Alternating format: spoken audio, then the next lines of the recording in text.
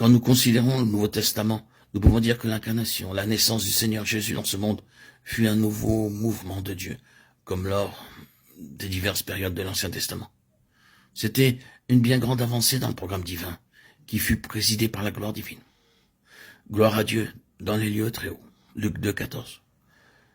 Il eut donc encore la gloire au début de ce nouveau et puissant mouvement de Dieu, parce que la finalité de cette incarnation devait être glorieuse.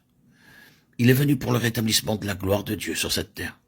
C'est aussi l'objet de nombreux cantiques. Ensuite, nous serons d'accord pour dire que le jour de la Pentecôte fut un autre grand pas en avant dans le déroulement du plan de Dieu. Dieu progresse, et c'est là encore une marque évidente de ce progrès de Dieu à travers les âges. Le jour de la Pentecôte était une avancée divine et céleste. Et quelle gloire ce fut alors. Jean nous dit très clairement que la venue du Saint-Esprit fut sur la base de Jésus glorifié. Il a déclaré, l'Esprit n'était pas encore, parce que Jésus n'avait pas encore été glorifié. Jean 7, 39. Démontrant donc que l'Esprit fut donné lorsque Jésus fut glorifié. Ce fut encore sur la base de la gloire que Dieu agissait. Nous pourrions aller encore plus loin et en considérant quelques-uns de ceux qui furent des instruments individuels à l'origine des nouveaux mouvements de Dieu. Nous voyons qu'un nouveau mouvement de Dieu s'accomplissait par le moyen de Pierre. Il n'y a aucun doute à ce sujet. C'est réellement un nouveau mouvement.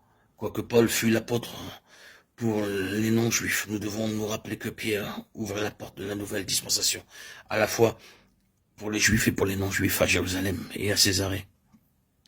C'est un nouveau et puissant mouvement. Et le ministère de Pierre avait été déterminé par cette gloire.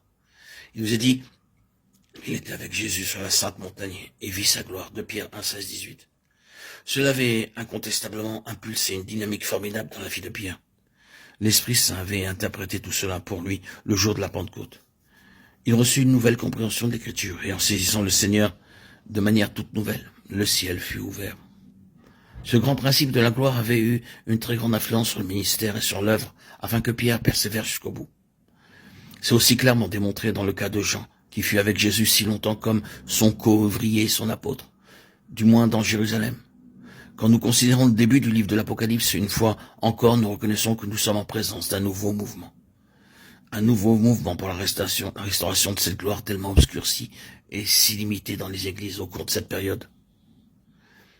Le Seigneur vint vers Jean, à Patmos, dans une vision.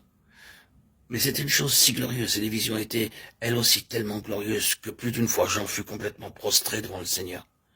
Cependant, il fut relevé, grâce à l'impact irrésistible de la vision de cette gloire. Apocalypse 1, 17, 19, 10, 22, 28. Et que peut-nous dire à l'égard de Paul, ce merveilleux ministère, si riche et si glorieux était né le jour où il vit la gloire sur la route de Damas.